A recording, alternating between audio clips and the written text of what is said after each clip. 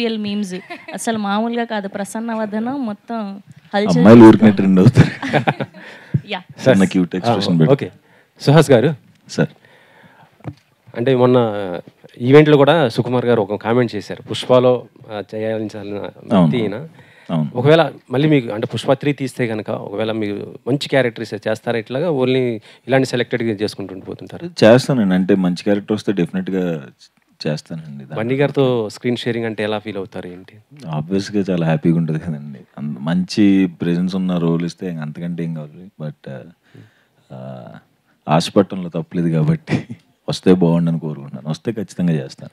సుహాస్ అంటేనే కొన్ని మొత్తం డిఫరెంట్ స్టోరీస్తో వస్తున్నాడు, ప్రతిదీ కూడా వచ్చింది. కానీ సెలెక్టెడ్గా ఇంతవరకు అయితే మీది మొత్తం కూడా సక్సెస్గా ఉన్నాయి. కాకపోతే లాస్ట్ వచ్చినటువంటి శ్రీరంగ నీతులు కొంతమంది శ్రీరంగ నీతిలో నేను కంప్లీట్ హీరో కాదు కదండి.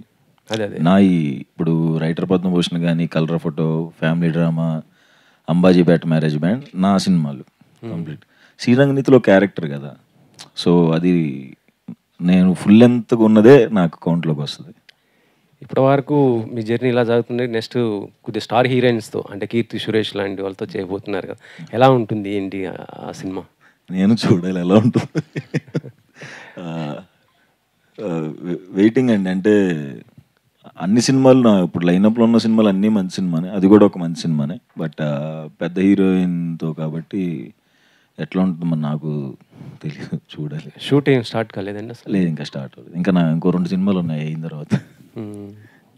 ఓకే. సుహాస్ గారు, hi myself Hemamalini. So నిజంగా ట్రైలర్ చాలా ఇంప్రెసివ్గా ఉంది, అందరం చూసాము. ఒక కొత్త పాయింట్ వచ్చారు అంటే అందరికీ అర్థమైపోతుంది సుహాస్ కమ్స్ విత్ ఏ